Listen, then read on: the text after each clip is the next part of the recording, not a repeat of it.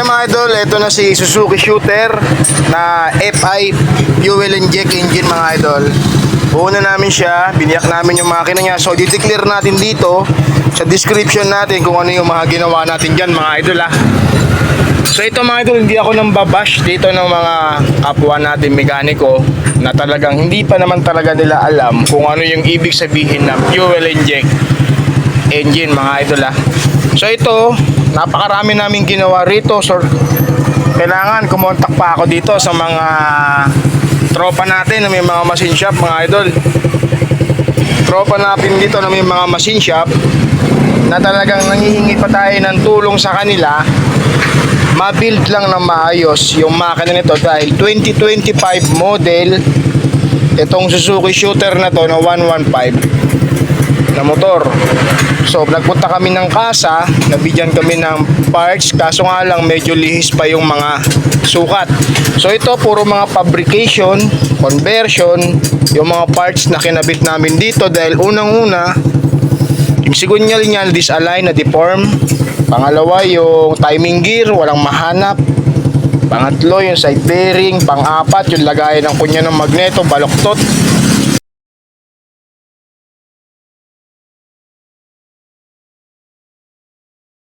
Tapos ito mga idol, ito pinihit din to ng gumagawa. Sabi ni Bossing, oo nga pinihit nga dahil may panukot kami nito. Talagang nakabaon, nakasagad. So ginagawa nilang carb type na pwede ka magbaon, so hindi pwede. So ito mga idol, may nakailang baklas kami ng block na ito. Ayun yung bagong block. Ito yung bagong block niya. Ayun o. Bagong block pero may steel epoxy. Yung pala may mga palo nila oh. Okay, bagong block to, bagong bili ni Bossing. Kaso etong block na to is naka-locum. Lubog na lubog yung piston. So binalik namin block dito ay yung original niya pa rin. Okay. So pati pala dito mga idol, meron din siyang crack dito dahil dito nag-DIY na kami dito ng gasket. Nakailang gasket na kami. So yan mga yan oh. Nakailang gasket na kami. Wala pa rin. Hindi pa rin talaga umubrad din pala. May crack pala dun sa gilid. So kaya nagpabili kami ng steel epoxy. So yan oh. Para magamit lang nila tong motor na to mga idol. So bukod dito yung timing chain niya mahaba, medyo lawlaw. Kaya nangailangan pa ng manual tensioner mga idol ha. So ayan, nabuo na natin siya. So ngayon mangyari dito pag in-start ko yung kanyang engine, kanina walang minor. So yung pala nakalubog to, pinihitin na to ng pahigpit. So hindi po pwede. Huwag nyo gawing carb type yung ganitong fuel inject na makina. So yan, last bukod pa daw dyan, pinihit din dito yung throttle body volume nya, yung pinaka minor doon sa harapan. So yung mga idol, pag in-start natin to, magwawala agad yung minor na ito. Lopat. Ayun o. So yung idle niya talagang napakataas ka agad. Dapat hindi ganun. Okay. Kasi nga may pinihit pa dun sa may pinaka volume na kanyang throttle body. Alright mga idol ha. So mga idol, ito mamaya tutuloy natin yung video nito. Papaliwanag ko kung ano yung mga ginawa namin dito, DIY namin, para awareness tayo kung sakaling may mga tropa tayong ganito, nangyari yung mga ganitong bagay, pwede tayong makatulong gamit yung ating mga actual na video dito sa motor na to. So yung mga idol, napihit ko na yung kanyang throttle body mixture. Napihit ko na din yung throttle body volume o yung pinaka minor kung tawagin mga idol. Pero dapat birang-birang galawin. Alamin muna kung paano, kung para saan talaga yan. So yung mga idol, start natin ulit. Sana hindi na siya nagwa-wild. Yun no. Okay, naibalik na natin siya sa standard. Ayun talaga po si minor niyan. Okay. Pa.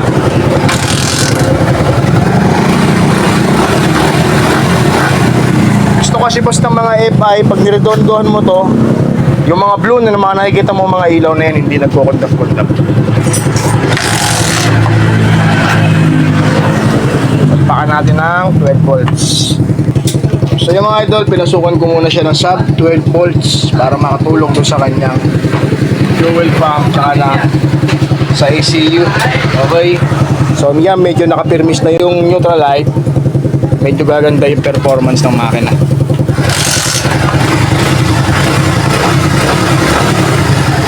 Kasi yung mga ganitong FI mga idol, lalo na pag mga ganitong chain type, ayaw nito ng mahina ang battery kasi marami siyang sinusuplayan. Board, fuel pump, headlight, ECU, tsaka yung kanyang throttle body mga idol. Alright? Yan boss ha, tahimik na yan. Wala na yung wala na yung may parang pabo sa loob.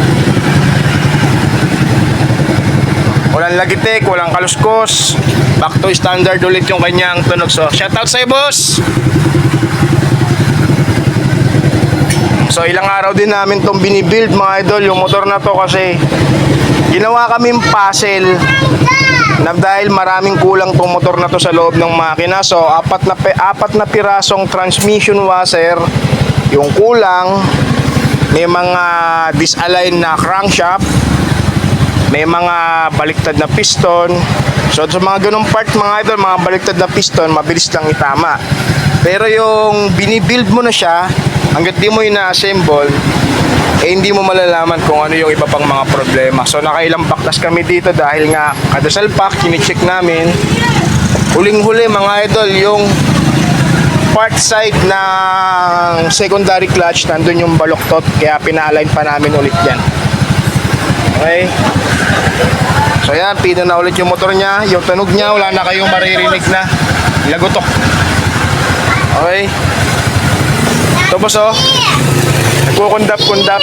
Maganda sana yung battery mo, may makikita kang malaking pakargahan. Talagang mapupul yung battery mo boss para hindi agad masira kasi masisira yan. Okay mga idol, sana sa video namin na to marami kaming matulungan na may mga ganitong motor na nasisiraan. Panoorin nyo lang po yung step by step ng video namin. Full video naman po yung kuha nitong motor na to. I-upload natin to sa page, sa TikTok, tsaka sa YouTube. Okay, check natin kung may tagas hanggang ilalim. Okay, walang leak. Wala nang leak. Nababaw, wala na ring leak. Sa gilid, okay, wala na ring leak. Manual tensioner niya. Ilang araw din ito boss? Oh, 5 araw. Kasi yung 2 days na pagbibuild namin dito, baklas, kabit, tingin kung ano yung mga sira. Baklas, kabit, tingin ulit kung ano yung mga sira. Ganun eh. Hanggang sa, yan na. Nabuo na rin. Sa wakas. Thanks Lord. Successful yung aming pag-build dito sa makina na to. Kahit puro conversion yung mga nangyayari, at least ano siya, nabuo na siya ng walang ingay. Okay. Hashtag Suzuki Shooter 115 mga idol. No? Proof of FI motor yan mga idol. Okay.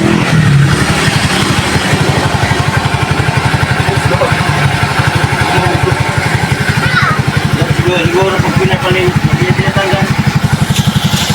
May nilagyan ng gasa.